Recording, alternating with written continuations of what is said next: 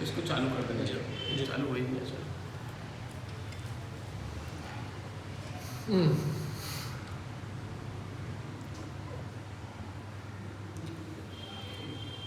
सब पराधीनता है सब।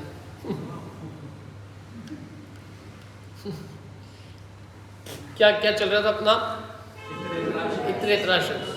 तो द्रव्य कर्म भाव से है, भाव कर्म द्रव्य से है, तो ऐसे कुछ भी खुलासा नहीं होता कि कौन का स्वरूप क्या है, कौन किसकी वजह से पहले हुआ है।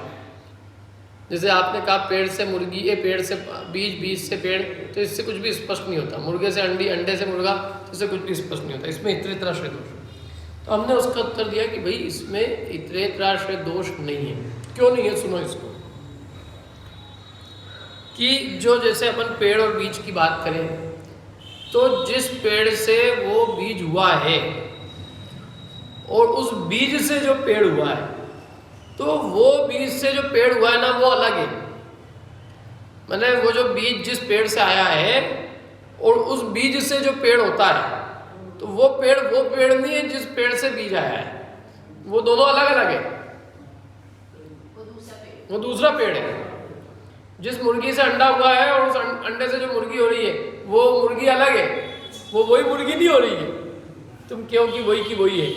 तो इसलिए अच्छा, ऐसे ही द्रव्य कर्म, जिस द्रव्य कर्म से भाव कर्म हुआ, तो वो भाव अलग था, और उस भाव से जो द्रव्य कर्म बंधा, वो द्रव्य कर्म नया है, और उस द्रव्य कर्म से जो भाव हुए वो जुदा है। तो फिर भी वो कहते हैं कि भाई इसमें अब आप ये बताओ कि आप किसको अनादि सिद्ध, किसका संबंध मानते हो, भाव कर्म का कि द्रव्य कर्म का? किसी को तो अनादि मानना पड़ा। किसको अनादि माना जाए?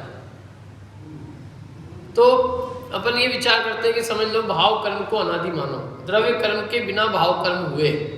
तो यदि द्रव्य कर्म के बिना भाव कर्म हो सकते हैं, तो फिर सिद्धों को भी हो सकते हैं, क्योंकि उनके भी द्रव्य कर्म नहीं है, भाव कर्म उनके भी हो जाए, मोह राग द्वेष भाव। तो यदि हम पहले भाव कर्म का संबंध माने, तो सिद्धों को भी फिर मोह राग द्वेष के भाव की उत्पत्ति मानना पड़ेगी, क्योंकि जो बिना स्वभाव, बिना किसी पर के निमित्त से हुए, वो स्वभाव वो सिद्धों के भी हो सकता है। फिर बिना किसी पर के निमित्त से तो सिद्धों के ही मोह राग द्वेष हो जाए। बिना द्रव्य कर्म के यदि हम अनादि सिद्ध भाव कर्म माने, तो ये दिक्कत है। इसलिए शास्त्रों में अनादि सिद्ध द्रव्य कर्म का संबंध माना है। क्या? जैसे मूल से दूध और पानी का, सोने का और मिट्टी का, तिल और तेल का संबंध देखा जाता है, ऐसे मूल से अनादिकाल से जीव और द्रव्य कर्म का संबंध देखा जाता है। इसलिए जीव और द्रव्य कर्म का संबंध जो है वो अनादि सिद्ध स्वीकार करके, और फिर उसके उदय से होने वाले भाव कर्म, और फिर उस भाव से नए द्रव्य कर्म, और फिर उस नए द्रव्य कर्म से नए भाव कर्म, इस तरह से संसार की परंपरा चलती है। तो अनादि सिद्ध किसका संबंध माना है? द्रव्य कर्म। उसके प्रश्न किए उस पर कि भाई द्रव्य कर्म अनादि सिद्ध है, तो ऐसा कैसे है? तो फिर उसके लिए ये समझाया है। पहली बात तो ये कि अनादि से संबंध है, तो अनादि है, वो उसकी कोई आदि नहीं। और वो कैसा अनादि रूप से है? मूल से जैसे जल और दूध है,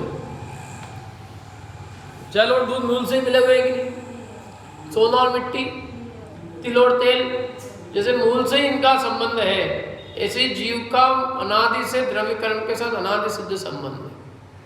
कोई नया उत्पन्न नहीं हुआ है क्या? तो फिर ये अलग अलग है, ये कैसे जाना है? तो मूल से ही मिले हुए हैं। जब मिले हुए हैं तो अपने को क्या मालूम कि अलग अलग भी हो सकता है ये एक ही हो। तो कहते हैं अलग अलग होते हैं, उससे ये जाना जाता है कि ये अभी भी अलग अलग है। क्या? जैसे दूध और पानी अलग अलग होते दिखता है, इससे जाना जाता है कि जब वो साथ में मिले हुए थे तब भी अपने अपने लक्षण से अलग अलग थे, क्योंकि दूध का लक्षण चिकनाई था और पानी का लक्षण रूखापन था। समझ में आया? सोना और मिट्टी भले मिले हुए हैं, लेकिन सोना बिल्कुल अलग हो जाता है और मिट्टी पूरी अलग हो जाती, जल जाती, एकदम खत्म हो जाती। इससे जाना जाता है कि इन दोनों के अपने अपने अलग अलग स्वभाव हैं, और ये दोनों भले ही मिले हुए थे, लेकिन थे अलग अलग। मिले हुए थे मतलब अलग अलग हो जाते हैं ना कोई भी चीज़। यदि वो अलग अलग हो गई तो इसका मतलब जब वो मिली थी तब भी एक थी कि अलग अलग थी? अलग अलग थी। जैसे जो उसकी वस्तु की होती तो वो अलग नहीं होती कभी भी। जैसे जीव का ज्ञान है, तो ज्ञान जीव का है, इसलिए वो कभी 3 काल में अलग नहीं होता। और कर्म जीव के नहीं है इसलिए वे अलग हो जाते हैं। तो जब भले ही वो उसके साथ है ना, जीव के कर्म साथ है, तब भी वे हैं अलग अलग ही। समझ में आ रही कि नहीं बात? जो चीज वस्तु से कभी त्रिकाल अलग नहीं होती वही वस्तु की है। जैसे चिकनाई दूध की है, वो कभी अलग नहीं होगी। चिकनाई चली जाएगी तो दूध भी नहीं रहेगा। पीलापन सोने का है, वो कभी उससे अलग नहीं होगा। लेकिन मिट्टी विट्टी है, किट्ट काली माँ, जो अंदर की मिट्टी बाहर की मिट्टी, वो अलग हो जाती है। तो वो अलग हो जाती है, इसका मतलब वो उसकी नहीं है। ऐसे ही जो जीव के द्रव्य कर्म का यद्यपि अनादि सिद्ध संबंध है, तथापि वे पृथक होते हुए देखे जाते हैं। इससे जाना जाता है कि वे अलग अलग ही है, अभी भी अलग अलग ही। तो यही तो अंतर जानना है इसमें। जीव तो यही मतलब साथ मिली हुई चीज में अंतर देख लेना ही इस पूरे ग्रंथ का प्रयोजन है। मिक्स भेद विज्ञान, भेद करना, दो चीजें मिली हुई है और उसमें अंतर करना अपने अपने लक्षण से कि ये यहाँ ये अलग है और ये अलग है। हंस की दृष्टि चाहिए इसकी। हंस दूध और पानी, कोई दूध और पानी को दूध और पानी को मिला के देता है, मतलब दूध को देता है ना हंस को कोई, तो हंस की दृष्टि होती है ऐसी गजबूत कि वो हंस दूध निकाल लेता है और पानी छोड़ देता है, उसको दूध मिल जाता है उसमें से। ऐसे ही इस संसार में मिली हुई वस्तु है, शरीर और आत्मा, राग और ज्ञान। अब उसमें जो हंस की दृष्टि वाला होता है वो ज्ञान को चुन लेता है और राग को अलग कर देता है, आत्मा को अलग निकाल लेता है, शरीर को छोड़ देता है। और बाकी सब लोग तो मिक्सचर ही समझते हैं कि ये दोनों एक में की है। तो अब ये क्या करें, देखो, अनेकात्मक होने पर भी अनादि एक प्रवाहपना होने से जिसमें से इतरेतराश्रय दूर हो गया है, ऐसा वो बंद है। क्या अनेकात्मक होने पर भी कैसा है वो? एक प्रवाहीपना है उसमें। ये अपन ने समझाया था पहले इसके। अनादि प्रवाह की अपेक्षा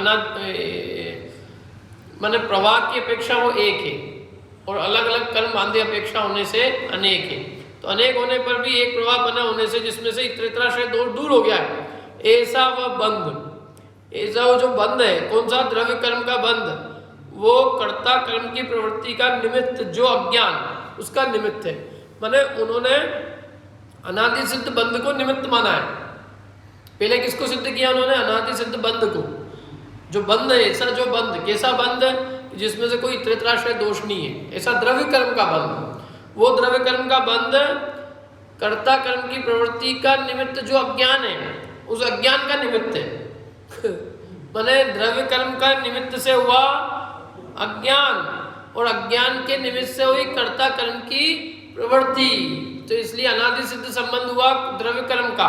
उस द्रव्य कर्म के निमित्त से नए क्या हुए? अज्ञान। और उस अज्ञान के निमित्त से नया क्या हुआ? कर्ता कर्म रूप प्रवृत्ति। मैं कर्ता कर्म, एक मैं कर्ता, मैं चैतन्य आत्मा कर्ता और ये क्रोधादिक मेरे कर्म। एक कर्ता चिद अहम, मैं कर्म कोपादयो में इत्यज्ञानानाम सम्यदभित कर्तिकर्म प्रवृत्ति में अपने पढ़ा था ना पहले ही। ये श्लोक ध्यान रखना बिल्कुल अच्छे से। एक कर्ता चिद अहम, मैं कर्म कोपादयो में इत्यज्ञानाम सम्यदभित कर्तिकर्म प्रवृत्तिम। शुरू में थी।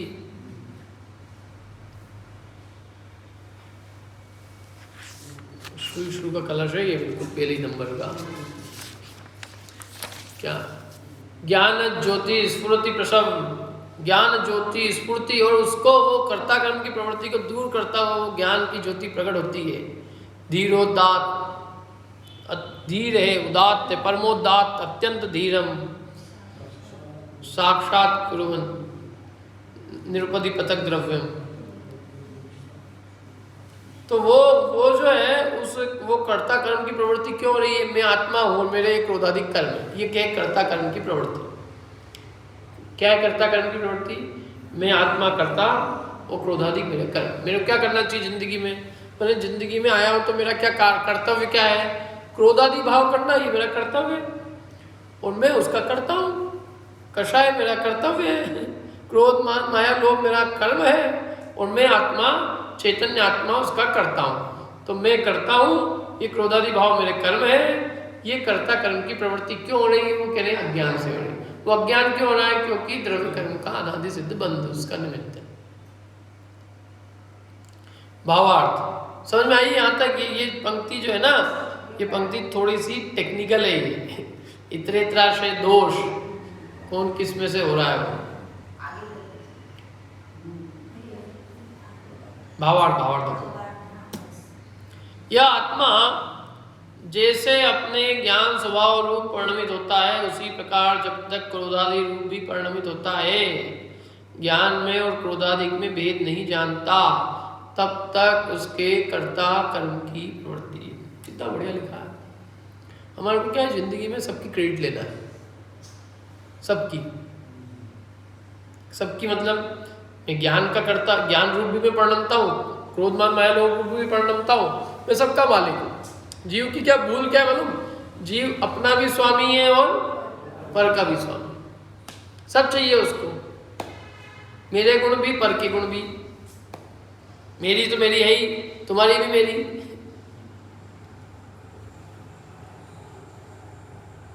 तो अब वो एक स्पष्टता नहीं है कि मैं आत्मा हूं ना, तो मैं ज्ञान का करता हूं, बस मैं काय का करता हूं? ज्ञान का, अन्य किसी का करता मैं नहीं। अब तुम दुनिया में क्रेडिट लो दोनों चीज का,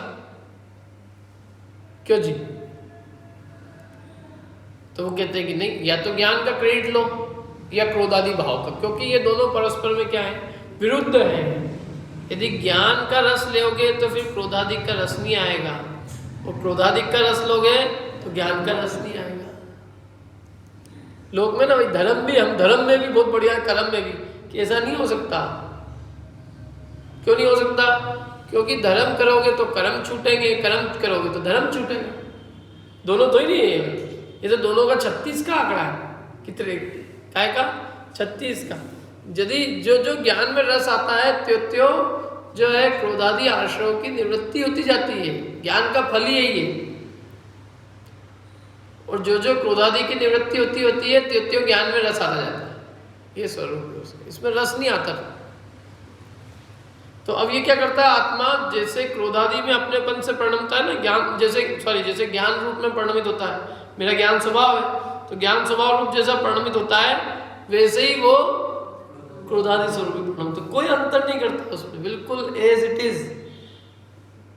जैसे क्रेडिट उसका लेता है कि मैं खूब जानता हूँ, वैसे अरे अपने तो खूब अपना अभिमान स्वाभिमान अपना, मैंने मेरा जो है मेरी इज्जत आबरू और वो भी बहुत गजब है, और मेरा जो है मेरा गुस्सा भी जबरदस्त है, और मेरा छल कपट और मेरा लालच तो पूछो ही मत, पूरी दुनिया की धन संपत्ति आ जाए तो ही मेरे कम पड़े।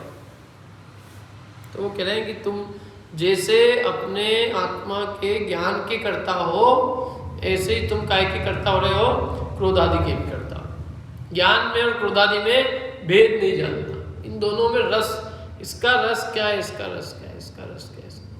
कषाय का रस तो आकुलता रूप है, और ज्ञान का रस निराकुलता है। ज्ञान में और क्रोधादि में भेद नहीं जानता, तब तक उसके क्या है, कर्ता कर्म की प्रवृत्ति है। क्रोधादि रूप परिणमित होता हुआ वह स्वयं करता है, क्रोधादि रूप परिणमता हुआ तो खुद करता हो गया, और क्रोधादि उसके कर्म है।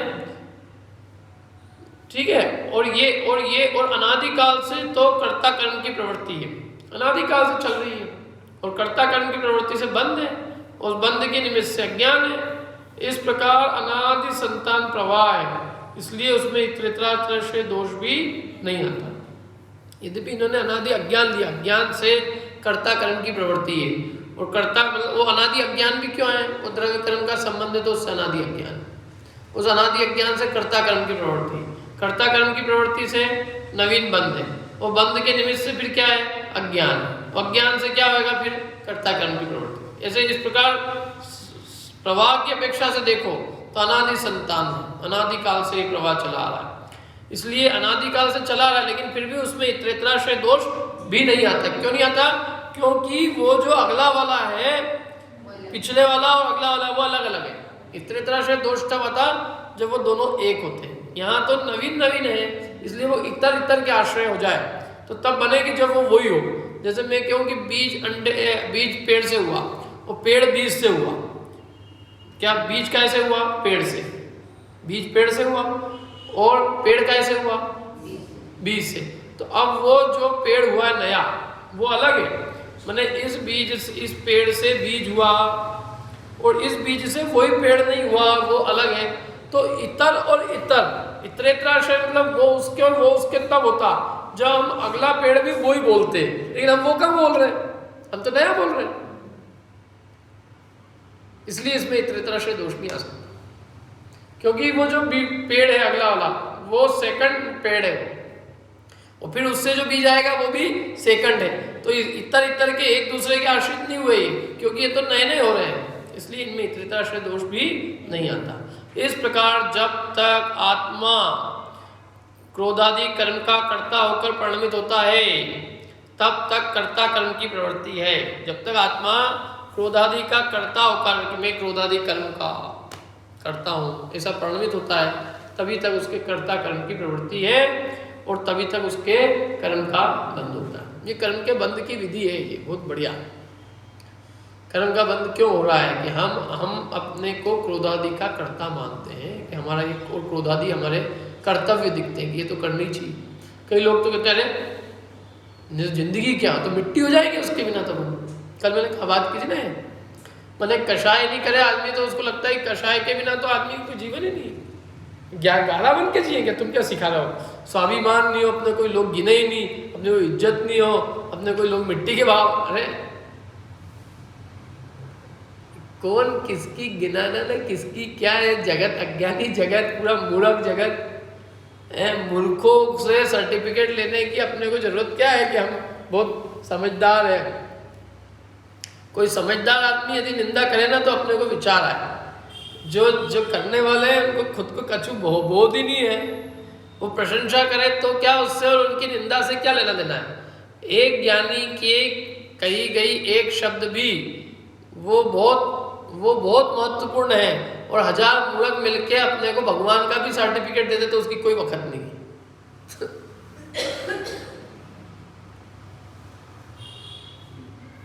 उसमें क्या है, एक एक टोस बांट दो कुत्तों का तो भीड़ हो जाएगी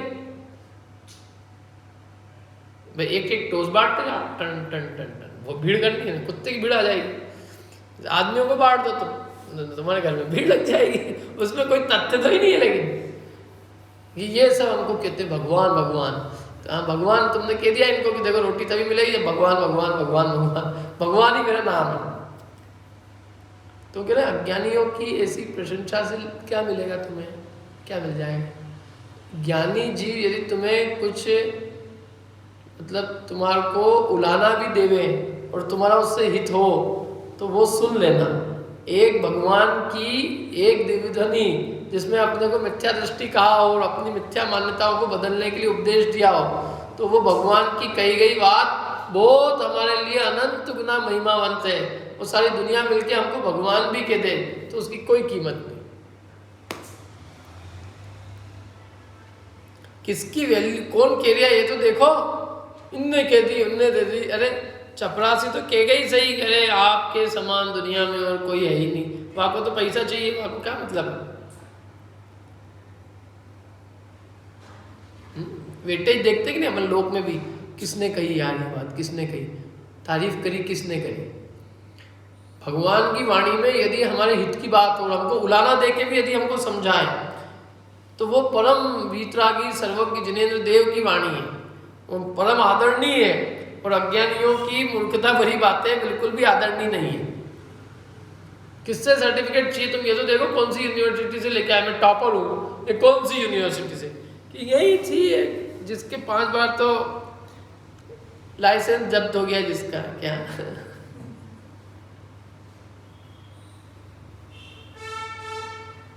समझ में, उसकी कोई वक्त नहीं ना, उसकी क्या वक्त।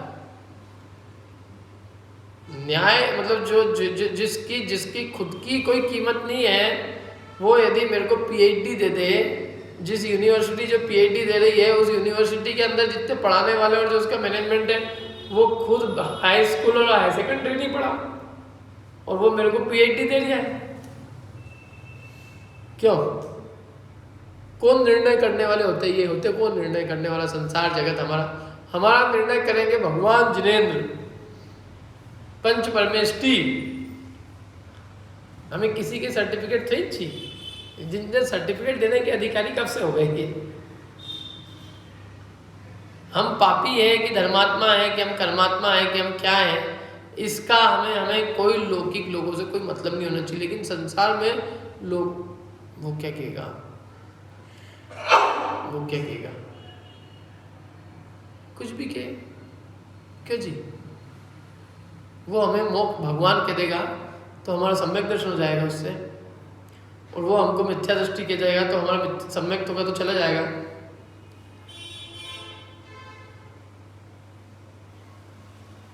उसने हमको निर्धन कह दिया, बस फिर तो मैंने जिंदगी में मैंने कह दिया उसकी जीवन, उसके भाव, उसका कर्म, जो उस परद्रव्य, बाकी जो परिणति वो कहे, हम अपने में निर्धनता अनुभव करें तो निर्धन, और हम काहे से धनिक, अपने ज्ञान से धनवान अपने गुणों से धनवान।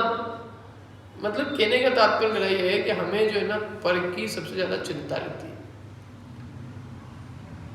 और जबकि समय सार कहता है कि तुम अपने निजात्म स्वरूप को प्राप्त करने की सोचो। ऐसा समझो कि हमारे लिए सारा जगत मर चुका है, आँख मीच के चलो तो काम कर सकोगे, और आँख भी मीच के चलोगे इधर उधर देखोगे तो इधर उधर देखने में पूरी जिंदगी खत्म हो जाएगी। मुनिराज होते कि नहीं होते, काय के लिए जंगल में जाते हैं? कुछ नहीं, जवान गांव में बैठे रहेंगे, नगर में बैठे रहेंगे, फलाना ढीमका यही माथा खराब करेगा, उनका और क्या करेगा। कोई आ गया है, महाराज आपने पिछली बार मेरा उपकार किया था, आप इस बार और मेरा एक बच्चा और बच्चा है, इसका भी उद्धार कर दो। आपने पिछली बार उसको पीछे दी थी, उसका बहुत बढ़िया जगह पे उसका पहले तो कॉलेज में एडमिशन हो गया, फिर उसकी नौकरी लग गई, फिर उसकी शादी भी हो गई, बच्चे भी हो गए, इसको भी दे दो एक। कुछ नहीं, किसी की तरफ नहीं देखते, जंगल में जाके बैठे रहते अकेले, अनेक रिद्धियां सिद्ध हो जाती, ये हो जाती, अरे केवल ज्ञान, अवधि ज्ञान, उसके पहले अवधि बना पड़े सब 64 रिद्धिया, 64 नहीं 63, क्या तो बैठे आराम से, कुछ नहीं, किसी से कोई मतलब नहीं, संसार के लिए जैसे कोई बिल्कुल मृत से हो गए।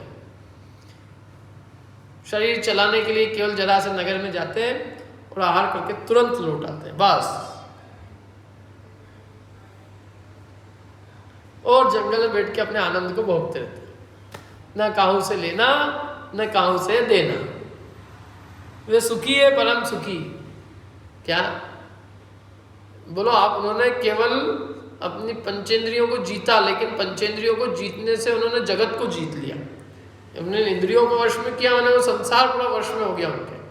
और ये संसारी प्राणी बेचारे इंद्रियों को नहीं जीत पाने से दुखी रहते हैं, यहाँ पे रात दिन जो है कषाय के वशीभूत होकर पंचेंद्रिय के विषयों की लालसा में दुखी होते रहते हैं, दुनिया भर की चिंताएं करते रहते हैं। मुनि जीवन यूं भी देखा जाए ना तो सहज सुखरूप है, उसमें कोई आकुलता नहीं। जैन दर्शन में जो मुनिराज का स्वरूप है, यदि वो उसको यथार्थ रीति से कोई पाले द्रव्य लिंग भी, तो द्रव्य लिंग में भी कोई कष्ट नहीं। क्यों नहीं है? क्योंकि उसमें कोई न काहो का लेना है न देना है। पाप छोड़ने में कोई दुख थोड़ी नहीं होता है, पाप करने में दुख होते हैं। पाप छोड़ने में दुख होने लग जाएगा तो मुनिराज दुखी हो जाएंगे। और इंद्रियों के विषयों की जितनी अधीनता छूटती उतना जीव सुखी होता है। जितना अपन अपने स्वाधीन होते हैं उतनी सुखरूप अवस्था आती है, दुखरूप तो ही नहीं होता है। तो मुनिराज तो महासुखी है, परम सुखी। क्या उन्होंने जगत की लालसा ही छोड़ दी तो परम सुखी है। और जो लालसी है वो यही करते रहते हैं बेचारे, कोशिश करते रहते हैं, लालसाएं पूरी नहीं होती तो दुखी होते हैं। और लालसा उन्होंने छोड़ दी, खुद से छोड़ दी, कोई लालसा नहीं है तो सुखी है। यहाँ यूं भी लोगों ने अपनी लालसाएं पूरी करते रहते हैं, लेकिन लालसाएं तो फिर भी नहीं होती पूरी। तो इससे अच्छा है कि उन लालसाओं को ही छोड़ दिया जाए,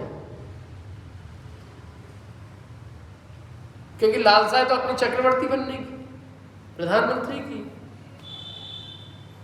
क्या वो लालसाओं का कोई अंत ही नहीं है। तो जो अंत अपने आप से कर ले तो वो सुखी है, और जो नहीं करे तो लालसा उसका अंत कर देगी।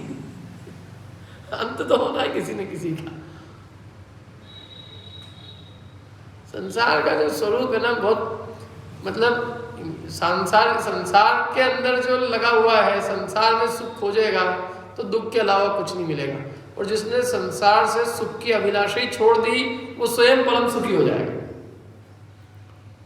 तो क्या कह रहे हैं, देखो कि जब तक ये करेगा ये आत्मा क्रोधादि कर्म का कर्ता होकर परिणमित होगा। मेरा काम है ये तो मेरे को करना ही चाहिए, ये तो मेरा कर्तव्य है, ये तो मेरे लिए सुख का कारण है, ये नहीं करेंगे तो क्या रहा, जिंदगी में करें क्या। लोगों ने यही समस्या है, क्या करें क्या करें, ज्ञान का रसास्वादन करो। मुनिराज क्या करते हैं, ज्ञान और ध्यान करते हैं, सामायिक करते हैं, टाइम कम पड़ता है उनके पास, तीनों टाइम सामायिक करते हैं, चारों काल, 4 संध्या काल सामायिक होती है मुनिराज को। 6 घड़ी मैंने 6 घड़ी मैंने 2 घंटे 24 मिनट की अखंड सामायिक 4 बार, तो 8 घंटे और कितने हुए, 8 घंटे 24 चौक 96, 8 घंटे तो यही हो गए, 12 चौक 48, 8 घंटे 48 मिनट तो यही हो गए सामायिक के। उस सामायिक में स्वाध्याय भी करे, वो भी कोई भक्ति करे, वो कोई दिक्कत नहीं है, परंतु इतना टाइम तो उनका उसमें बंद ही गया हुआ है, और बाकी समय ज्ञान ध्यान करें तो बहुत आनंद से जीते हैं। द्वादशांग है, चिंतन के लिए मनन के लिए खूब करो, और शरीर चलने के लिए भोजन आ ही गया है, बैठो आराम से और सोचो जितना संसार शरीर भोगों के बारे में, तत्व के बारे में, आत्मा के बारे में गहन चिंतन मन करो।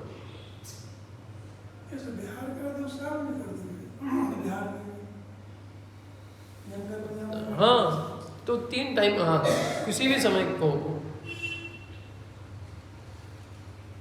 उसमें दिया ना, जब जग विषय हो तब शांत निराकुल मानस तुम तत्वों का चिंतन करो। जब पूरा जगत सो रिया है, बेखबर हो रहा है, तब आप तत्वों का चिंतन करो, और चिंतन करो बहुत आनंद की चीज है। धर्म में आप जितना चिंतन करो, जितनी गहराई से सोचो, तो खूब इसका सोचना परम शांति को देता है, इसका चिंतन आनंद की अनुभूति देता है, और खूब गहराई है इसमें, खूब श्वास पड़े इतने। कोई आदमी यदि आज भी अपने आत्मा का कल्याण करना चाहे तो उसके लिए विषय बहुत है। चारों अनुयोग में जिनवाणी है, क्या उसमें अपने उपयोग को लगाए। शास्त्र में लिखा है कि ये मन रूपी बंदर जो है, इसको तुम शुद्ध स्कंद, शुद्ध रूपी वृक्ष में इसको लगाओ। शुद्ध रूपी वृक्ष कैसा है कि उसकी अनेक शाखाएं उपशाखाएं हैं, ऐसे ही जिनवाणी की अनेक शाखाएं उपशाखाएं, अनेक 4 अनुयोग है, और अनुयोगों के भी अवान्तर भेद बहुत है। तो वो मन रूपी बंदर का मन उसमें लगा रहेगा, तो वो इधर उधर तोड़ा फाड़ी नहीं करेगा। शास्त्र में मुनियों को लिखा है कि हे मुनिराज, तू अपने उपयोग को इसमें ही लगाए रखना, तूने इधर उधर गया तो फिर तेरे चित्त में तोड़ा फाड़ी आएगी और कुछ नहीं आएगी। तोड़ा फाड़ी करेगा, बंदर खाली होएगा तो क्या करेगा, कोई कितना ही कुछ हो, बंदर का स्वभाव है चंचलता, ऐसे मन का स्वभाव ही चंचल है। उसको वश में इस ज्ञान और ध्यान के बल से उसको वश किया जा सकता है, बाकी कोई उपाय नहीं है। खुला छोड़ दोगे तो क्या होएगा। तो इसलिए खूब इसका चिंतन मनन करो, इसका स्वाध्याय करो, इसके ज्ञान में अपने को लगाओ। फिर देखो, गारंटी दी आचरण में, फिर देखो ऐसा रस झरेगा कि जिससे तुम्हारी अपने आप स्वयं तुम्हारे कषाय उत्पन्न ही नहीं होगी।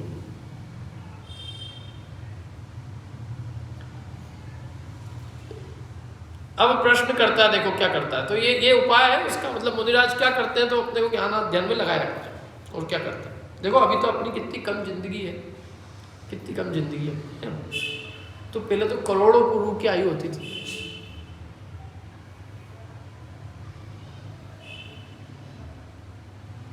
1 कोटि पुरुष की आयु, और 8 वर्ष की उम्र में कोई मुनिराज बन गए। 1 कोटि पुरुष की आयु तक चल रही है उनकी जीवन आनंद में। क्या करते होंगे कि क्या करते होंगे, आनंद भोगते हैं। और क्या करते हैं, मैंने 1 कोटि पुरुष तक का उनके पास सब्जेक्ट है कि नहीं है। अपने को 10 साल के लिए अपने को तकलीफ हो रही कि अरे 10 साल के लिए भी हम कैसे करें, क्या करेंगे, नहीं तो क्या करेंगे। मैंने कहा ये करो, तुम इतनी जिनवाणी है अपने पास में कि तुम उसको रोज नया नया विषय भी पढ़ोगे तो तुम्हारा जीवन पूरा हो जाएगा, विषय समाप्त नहीं होगा। इतनी जिनवाणी देके गए आचार्य लोग, इतना कंटेंट है चारों नियोग का। महापुरुषों की कथा पुराण पढ़ो, चरणानियोग पढ़ो, गृहस्थ श्रावक का गृहस्थ धर्म, श्रावक धर्म क्या है, मुनि धर्म क्या है, कर्णानियोग पढ़ो, उसको तो खूब विस्तार पूरा लोक अलोक उससे प्रतिभाषित होगा यहीं बैठे बैठे। भगवान जिनके ज्ञान में जो झलका है वो परोक्ष ज्ञान से हमें यही प्रतिभाषित होगा वस्तु में, और वस्तु का स्वरूप सूक्ष्मता से स्पष्ट प्रतिभाषित होगा। करणानि योग की क्या विशेषता है? डेप्थ, गहराई, उथला नहीं, गहराई से वो जिस वस्तु को हम जान रहे हैं उसको अत्यंत गहराई से उसके स्वरूप को जानेंगे। और अध्यात्म तो है ही, स्व पर भेद विज्ञान करेंगे, उससे जो है निरंतर मोह उत्पन्न नहीं होगा, निर्मोह बना रहेगा। तो ये चारों अनियोग में जिनवाणी है, इसमें जिसने अपने उपयोग को लगा रखा है इस काल में, वो व्यक्ति सुरक्षित बचा रह सकता है, बाकी तो मुश्किल है।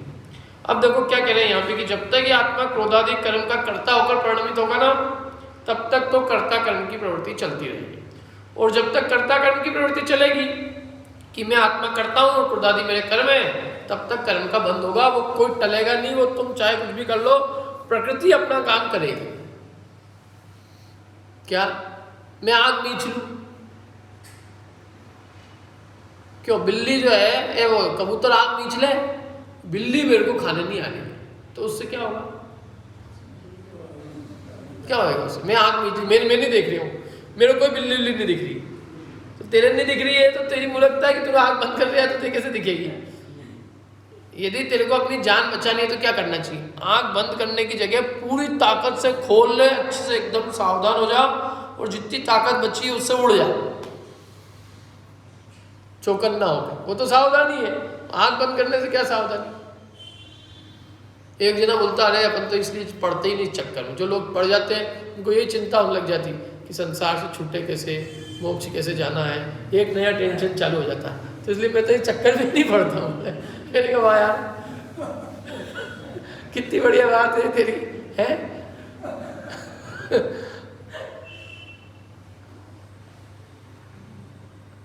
मैंने कहा उससे क्या सिद्धि क्या हो जाएगी? उससे सिद्धि हो जाएगी क्या? उससे सिद्धि हो जानी तो कर लेते। ये तो मूर्खता की बात है। अज्ञान कोई किसी चीज का इलाज है ही नहीं, और तू अज्ञान को ये समझ रहा है कि मेरे दुख दूर करने का इलाज। अब प्रश्न करता है, अब देखो ये तो होता है, ये तो हमने समझ में आ गया कि इससे कर्म का बंद होता है। अब प्रश्न ये होता है ये कि कर्ता कर्म की प्रवृत्ति जिससे कर्म का बंद होता है, तो वो कर्ता कर्म की प्रवृत्ति मिटे कैसे? अब प्रश्न करता है कि इस कर्ता कर्म की प्रवृत्ति का अभाव कब होता है? ये तो हो रहा है, समझ लिया आपने कि अनादिकाल से जीव अपने को कर्ता और उसके क्रोधाधिक कर्म कर रहा है, और इस क्रोधाधिक कर्ता कर्म की प्रवृत्ति से कर्म बंद हो रहा है। ठीक है, अब प्रश्न क्या है, इसका अभाव कैसे कब होगा ये बताओ आप। उसका उत्तर कहते हैं जय्या इमेण जीवेण अपनो आसवाण यतैव नादम होदि विशेषं तरम तु तय्याण बंदो से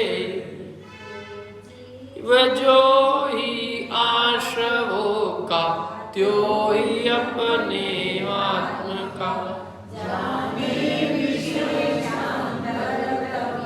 बंधन नहीं उसको कहा।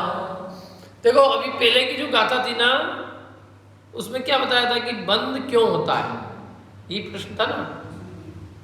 अब इसमें क्या बताया है कि बंद का अभाव कैसे होता है। तो वो कह रहे हैं जो पिछली बात में जो जिस कारण से बंद होता है उस कारण का अभाव कर दो तो बंद का अभाव हो जाएगा। पिछली गाथा में हमने तुम्हें बंद का कारण बताया था कि बंद कैसे होता है। तुम्हें ध्यान हो तो क्या था बंद का कारण बताओ। सबसे पहली जावण होदि विशेषंतरम आदा आसमान दोनम्पी, जब तक ये आत्मा आश्रव और आत्मा में विशेष माने भेद अंतर नहीं करता, अन्नानी तावदूस तब तक अज्ञानी रहता है। और तस्य कम्मस्य संचयम हो जी, ये अन्नानी तावदूस कोहादिसु वट्टते जी, और क्रोधाधिक में बढ़ता है और क्रोधाधिक में प्रवर्तते हुए उसके कर्मों का बंद होता है। ये विधि थी। अब उल्टा करो कि जब ये आत्मा क्रोध और आत्मा इनमें अंतर करता है ना, तो क्या होता है, तो उसकी क्रोधादि कर्म में प्रवृत्ति मिट जाती है, और जब उसमें प्रवृत्ति मिट जाती है तो कर्मों का बंध नहीं होता है। ये बंध के अभाव की विधि होगी। जो जिसका कारण है वो कारण दूर होगा तो वो कार्य भी दूर हो जाएगा। भाई कर्ता कर्म की प्रवृत्ति रूप अज्ञान से बंद होता था, कर्ता कर्म की प्रवृत्ति मिटेगी तो बंध भी मिट जाएगा।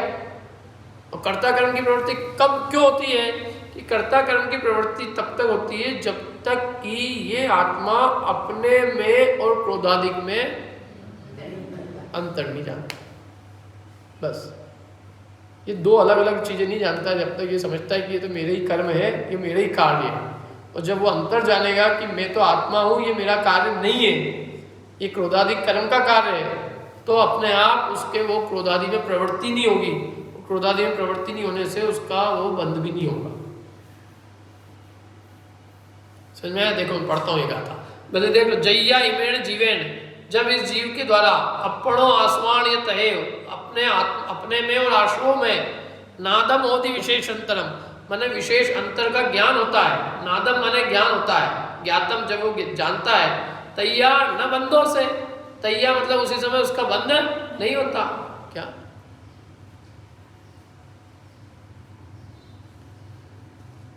देखो, जब यह जीव आत्मा का और आश्रयों का अंतर और भेद जानता है तब उसे बंध नहीं होता।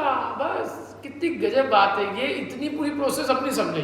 अब तो उन्होंने शॉर्ट में एक ही पॉइंट को उठाया कि जब ये आत्मा और आश्रयों का अंतर और भेद जानता है तब उसे बंध नहीं होता। अब वो पूरी प्रोसेस ही मिट जाएगी, बीच की भी नहीं होगी। मैंने जब ये आत्मा अपने में और आश्रयों में अंतर जानेगा तब वो क्रोधादि में प्रवृत्ति भी नहीं करेगा, क्योंकि क्रोधादि में प्रवृत्ति तब तक होती है जब उनको आत्म रूप से जानता है कि मेरे हैं, ये मेरा कर्म है। तब तक उनमें अंतर नहीं करता, तब तक उसको अपने कर्म दिखते हैं। अपने कर्म होते हैं तो उसमें प्रवृत्ति करता है, उसमें प्रवृत्ति करने से कर्म बंद होता है। और जब वो अंतर जान लेगा तो उनको अपने स्वभाव नहीं जान के उनको अंतर माने भिन्न है, मेरा कर्म नहीं है तो मेरा कर्म नहीं है तो मैं क्यों करूँ, जब मेरा एक कर्तव्य नहीं है तो मैं क्यों करूँगा। वो कर्तव्य नहीं करेगा तो बंध भी नहीं होगा, उनमें प्रवृत्ति नहीं होगी तो बंध नहीं होगा। हाँ, अंतर करो, भेद करो, विशेष भेद। और अंतर माने डिफरेंस, दोनों में भेद भी कह सकते हैं। अंतर भेद में, भेद मतलब एक वस्तु के भेद नहीं कर रहे हैं, दो पृथक पृथक वस्तु कर रहे हैं, इनमें अंतर। भेद एक वस्तु में भी लग सकते कभी, लेकिन अंतर का तो मतलब ये है कि दो अलग अलग वस्तु है, जैसे पृथक पृथक है। टीका, इस जगत में जो वस्तु है वह अपने स्वभाव मात्र ही है। इस जगत में जो भी वस्तु है वो कैसी है? अपने स्वभाव मात्र है। स्वभाव का मतलब क्या है? और स्व का भाव, भवन होना वह स्वभाव, स्व का होना ही स्वभाव, अपना होना ही स्वभाव, स्व का होना जो अपने निज स्वरूप है, अपना स्वरूप रूप रहना, जो परम पारणामिक भाव है, वस्तु का मूल नेचर, जो वस्तु जिससे निर्मित हुई है, जो उसका सर्वस्व है, वो उसका वैसा होना ही उसका स्वभाव है।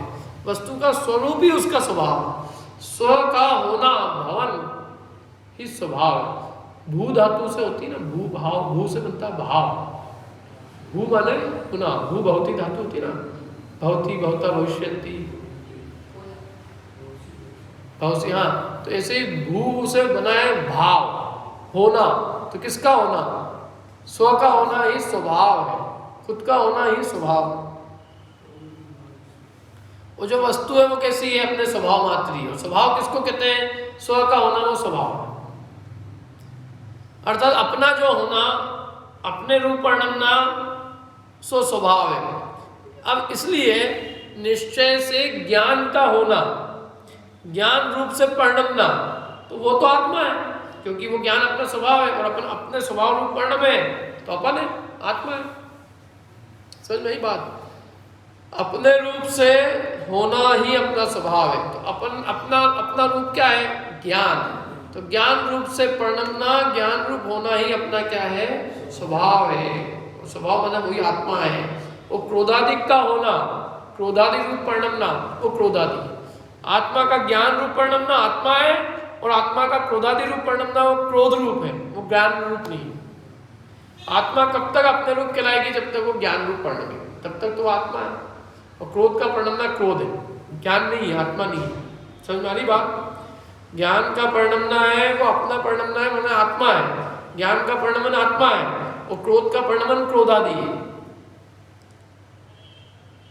तथा ज्ञान का जो होना परिणमना है सो क्रोधादि का भी होना परिणमना नहीं है। क्या कोई लोग कहे कि ज्ञान का जो होना है वो क्रोधादि का भी कोई होना है?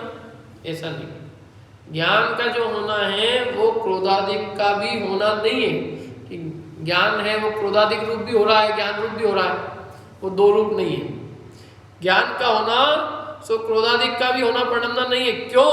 क्योंकि ज्ञान के होते समय, परिणमने के समय जैसे ज्ञान होता हुआ मालूम पड़ता है, उसी प्रकार क्रोधादि भी होते हुए मालूम नहीं पड़ते। जैसे ज्ञान हो रहा है अपने को तो ज्ञान मालूम पड़ता है कि हम जान रहे हैं, लेकिन वो ज्ञान के होते समय उसी समय ये नहीं मालूम पड़ रहा है कि हमको क्रोध भी हो रहे हैं।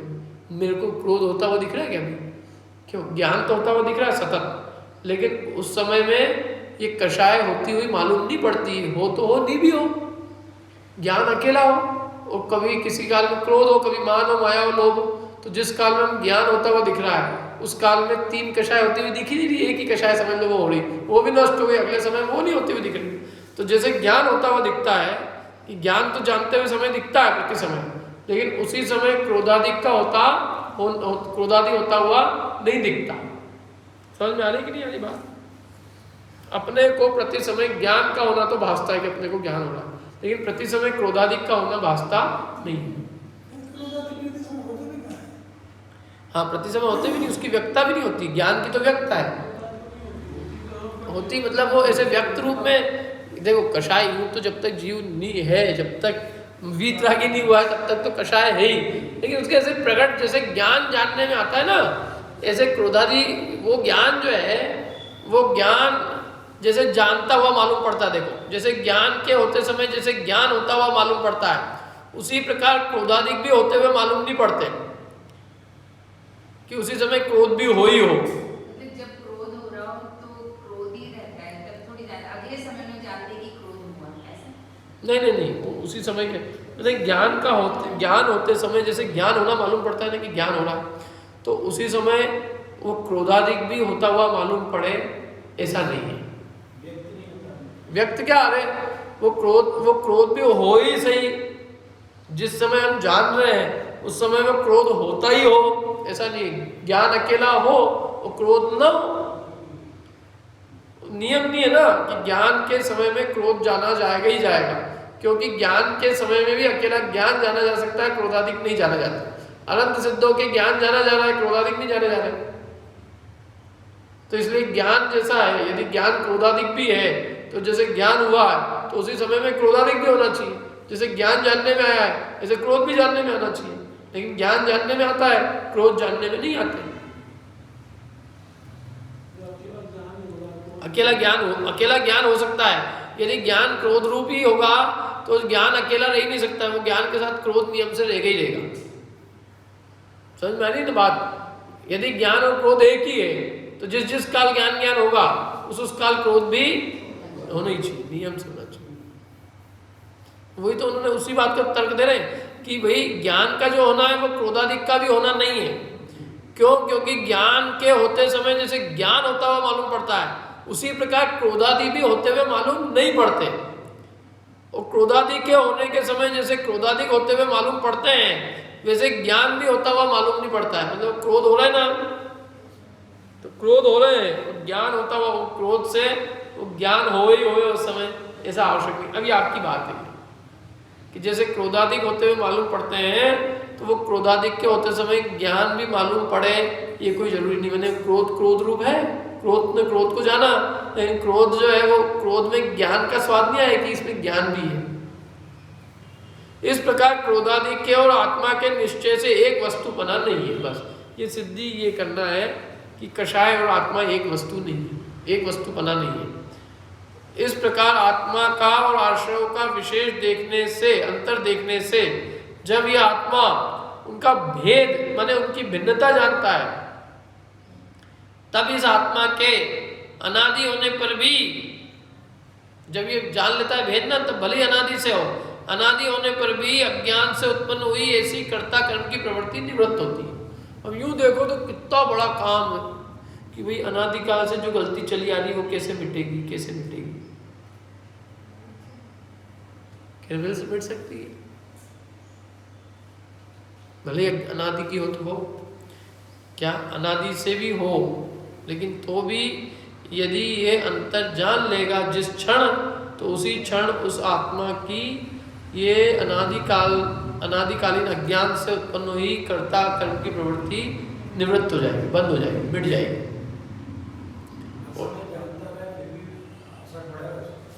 हाँ,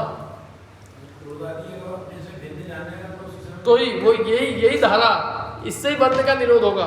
यही तो समझा रहे हैं आचार्य कि बंध का कारण एकमात्र यही है। जब तक आत्मा और आश्रम में अंतर नहीं जानेगा तब तक बंद होगा, और जहाँ यह आत्मा और आश्रम में अंतर जाना सीख गया, बंद होने की मिटने की प्रक्रिया चालू होगी। अब आगे उसको कहेंगे कि वो आत्मा और आश्रम में अंतर जानना कब कहलाएगा, तो कह रहे हैं आत्मा और आश्रम में अंतर जानना तभी कहलाएगा जब उसके आश्रम की निवृत्ति होगी। वही जानना सच्चा जानना, नहीं तो वो ज्ञान ही नहीं है।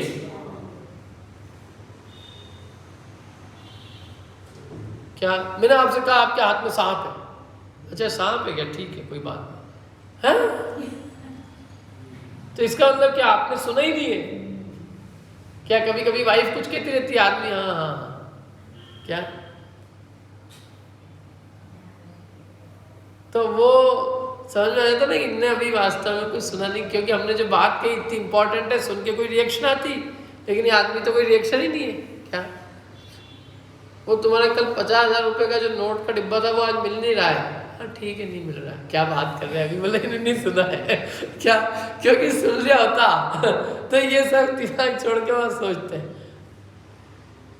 क्या। और जो पत्नियां तेज होती है ना, वो क्या करती है, ये देखती कि कभी इनका ध्यान नहीं, अब मैं तुम्हारे इसमें से 10,000 रुपये ले जा रही हूँ और तुम्हारी बिल्कुल मर्जी के खिलाफ खर्च कर रही हूँ मतलब कुछ भी जो बात है, हाँ हाँ ठीक है अभी ले जाओ, फिर बाद में भैया तुम कैसे कर गई है, हमने आपको बोला था, नहीं हो तो सुना देते रिकॉर्डिंग। क्या तो तुमने सुना कब, सुना ही नहीं ना, सुनने का मतलब ये कि उसको सुनते ही उससे निवृत्ति हो तो सुनना हुआ। आगे कहेंगे कि जिसने जो यदि कोई आत्मा क्रोधादि आश्रयों में और आत्मा में अंतर जान ले और फिर भी यदि वो आश्रयों में प्रवृत्ति करे, तो कह रहे हैं कि वो उसने अभी जाने ही नहीं है।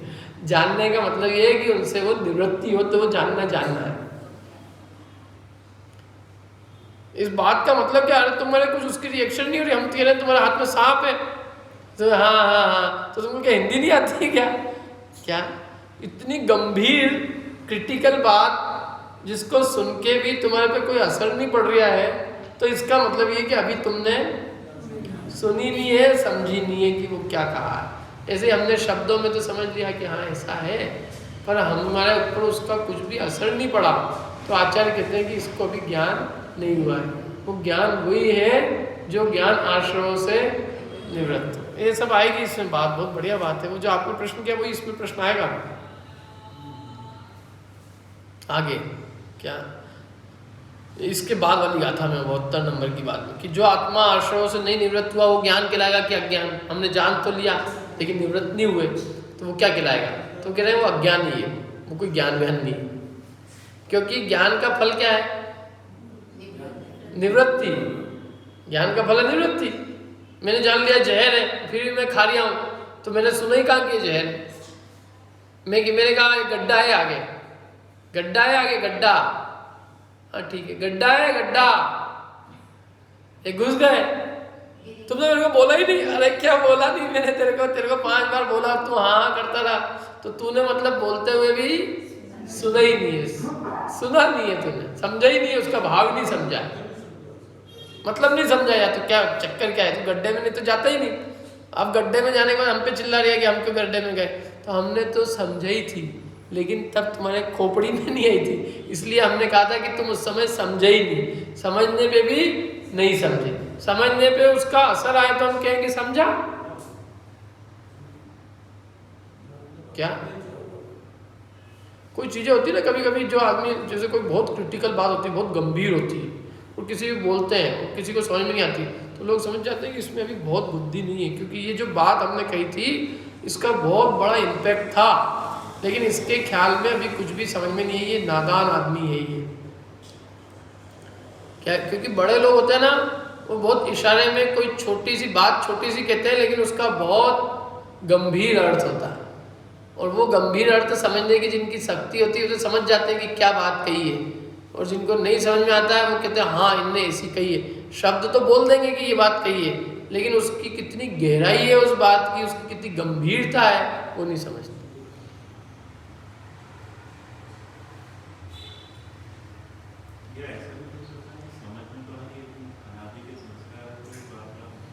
नहीं, यहाँ समझने का मतलब है कि उससे निवृत्ति ही समझ नहीं आया। यदि जैसे कोई चीज़ मेरे को समझ में आ गई कि दुख है, जहर है, सांप है, अज्ञान है, तो कह रहे फिर उसके बाद अब क्या है, ये तो ही नहीं, अब चूंकि ये सांप मैंने 10 दिन से पकड़ रखा है, इसलिए अब तो कैसे छोड़ सकते हैं। अच्छा 10 दिन से पकड़ रखा है तो ठीक है, अभी तेरे को समझ में आ जाए सांप है तो छोड़ना, ये तो ही देखूंगा मैं कि मेरा तो बहुत पहले का चला आ रहा है, बहुत पहले की मेरी आदत है सांप पकड़ने की। अरे जिसको जिस समय क्षण समझ में आ जाता है ना कि मेरे को इससे दुख है, तो मैं अभी दुख से दूर हूँ। मेरे को क्या मतलब पिछला क्या हुआ क्या नहीं हुआ, हुआ हो जो हुआ हो। मेरे को यदि ये समझ में आ रहा है कि यही मेरे लिए दुख रूप है, तो मैं उसको छोड़ने में तनिक भी देर नहीं करूंगा। ये मतलब है जानना।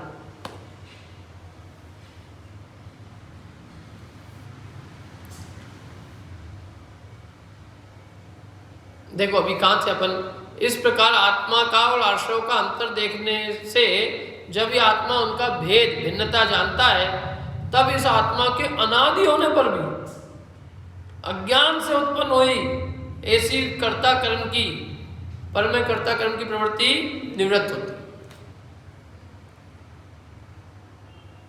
और उसकी निवृत्ति होने पर, कर्ता कर्म की प्रवृत्ति निवृत्त हुई तो उसकी निवृत्ति होने पर अज्ञान के निमित्त से होता हुआ जो पौद्गलिक द्रव्य कर्म का बंध है, वो भी निवृत्त होता है। क्योंकि बंध का कारण अज्ञान था, अज्ञान दूर हुआ तो बंध भी निवृत्त हो गया। और अज्ञान कैसे था? कर्ता कर्म की प्रवृत्ति से। जब ज्ञान हुआ तो कर्ता कर्म की प्रवृत्ति मिटी, कर्ता कर्म की प्रवृत्ति मिटी, अज्ञान दूर हुआ, अज्ञान दूर हुआ तो पौद्गलिक द्रव्य कर्म का बंध भी निवृत्त होता है। ऐसा होने पर ज्ञान मात्र से ही बंध का निरोध सिद्ध होता है। ज्ञान मात्र से, ज्ञान से ही बंध का निरोध हो जाएगा। अब आगे वो कहेंगे कि ज्ञान का मतलब ये समझना यहाँ पे कि ज्ञान का मतलब वही ज्ञान है जो ज्ञान क्रोधादि आश्रवों की निवृत्ति रूप है। आगे समझाएंगे सर, आगे अपन कल करेंगे इसका भावार्थ, तो और क्लियर हो जाएगा समझ में।